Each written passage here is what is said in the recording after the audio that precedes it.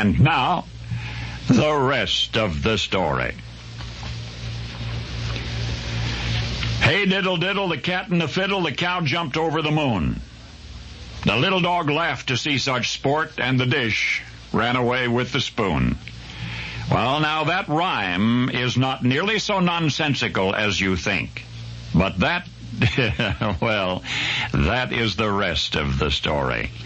Elizabeth Foster was born in 1665 in England, and she didn't dare repeat that verse out loud until she got to this side of the Atlantic, because her verse was poking some pretty pointed fun at Queen Elizabeth and her court. You see, in those days, every queen was called a cat. Elizabeth did play the fiddle.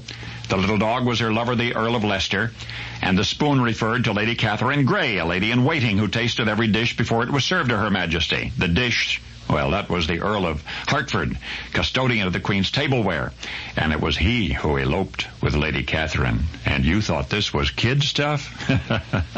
Elizabeth Foster came to the United States with her little poem, married a widower in Boston named Isaac Goose, who had 10 children.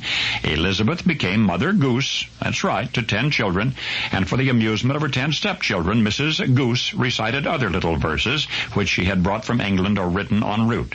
The one about Mary, Mary, quite contrary, that referred to Mary, Queen of Scots. King George was Georgie Porgy, who kissed the girls and made them cry.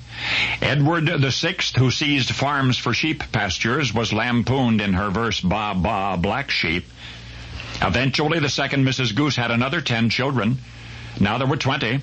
Her little verses became necessary bedtime ditties with which to put her enormous brood to sleep, and it was about this time that she wrote of the old woman who lived in a shoe, who had so many children she didn't know what to do. And yet the rhymes, which are now so familiar, might never have been heard outside the nursery, except that one day, while Mrs. Goose was still cooing verses to the most recent offspring, some of the earlier ones were ripening for marriage, and there appeared upon the scene one Thomas Fleet from Shropshire, England, and he wooed and won one of the Goose daughters. But he, a staunch Tory, did not like the way Mrs. Goose poked fun at the crown, and eventually his antagonism mounted to a fury, and he sought in callous ire to brand her publicly. Now, Fleet was a printer. So in 1719, he copied down those verses, and he published them in a pamphlet referring to the author as Old Mother Goose.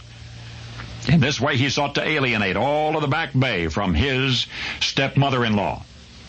This young Fleet was certain would silence her impertinence forever. But to Fleet's dismay, the pamphlet was praised. Everybody wanted a copy. Instead of demanding the author's scalp, they demanded a second printing. And Mother Goose will have an audience for as long as there are children. Though it was certainly not for children that she wrote, needles and pins, when a man marries, his troubles begin. That reference was to Henry VIII and his fifth wife, Catherine Howard, who introduced pins from France before she lost her head.